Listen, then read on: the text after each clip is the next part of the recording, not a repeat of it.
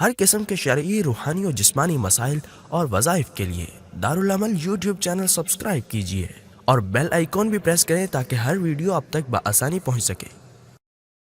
ایک بزرگ ہیں، انہوں نے کیا کیا، وہ نماز کی بڑی جماعت کی بڑی پابندی کیا کرتے تھے۔ ایک رات ان کے ہاں مہمان آ گئے تو عشاء کے بعد کھانا کھا کے بیٹھے رہے مہمان کے ساتھ۔ تو جب مہمان کھانے سے فارغ ہوئے دیکھا تو جماعت کا ٹائم نکل چکا تھا، وہ فوراً گئے اپنی مسجد میں، نماز دیکھی، مسجد سے جماعت مسجد میں ہو چکی تھی، دوسری مسجد میں، تیسری مسجد میں۔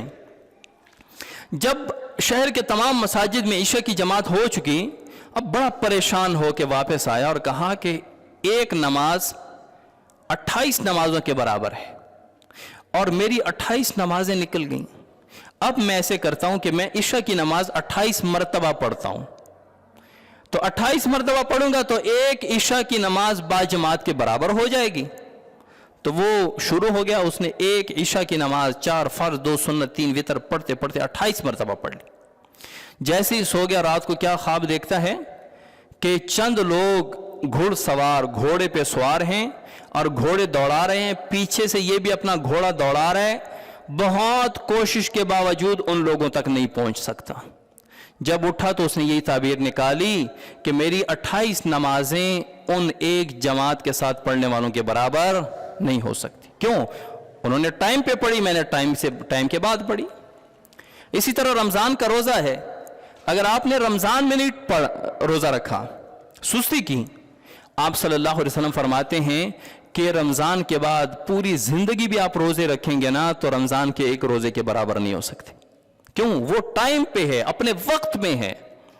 تو اللہ تعالیٰ نے تو ہمیں وقت کی اہمیت کا ایسا درس دیا کہ جو کام وقت پہ ہوگا، کامل ہوگا، پورا ہوگا، وقت سے لیٹ ہو گیا تو وہ کبھی پورا نہیں ہو سکتا۔ اگر آپ پورا کریں گے بھی تو اس میں اتنی برکت اور ثواب نہیں ہوگا۔ ہمارے اکابرین، ان میں حضرت مولانا اشرف علی تھانوی رحمۃ اللہ علیہ، انہوں نے ایسا نظام الاوقات سیٹ کیا تھا کہ جیسے ہی ٹائم ہوتا فوراً جا کے وہی کام کرتے۔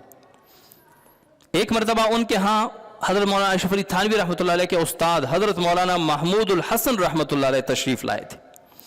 اب استاد آئے شاگرد کے پاس اور استاد بھی محمود الحسن رحمۃ اللہ علیہ جیسا ہو تو ان کو چھوڑ کر جانا یہ کوئی نہیں برداشت کر سکتا۔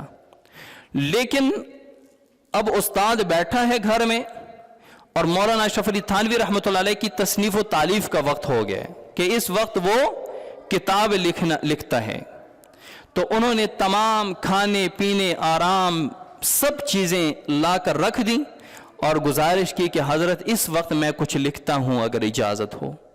تو حضرت محمود الحسن رحمۃ اللہ علیہ جو ان کے استاد تھے اشرف علی تھانوی رحمۃ اللہ علیہ کے، انہوں نے کہا کہ ضرور میری وجہ سے آپ کے نظام الاوقات میں کوئی حرج نہیں آنا چاہیے، جاؤ اپنا لکھ لو۔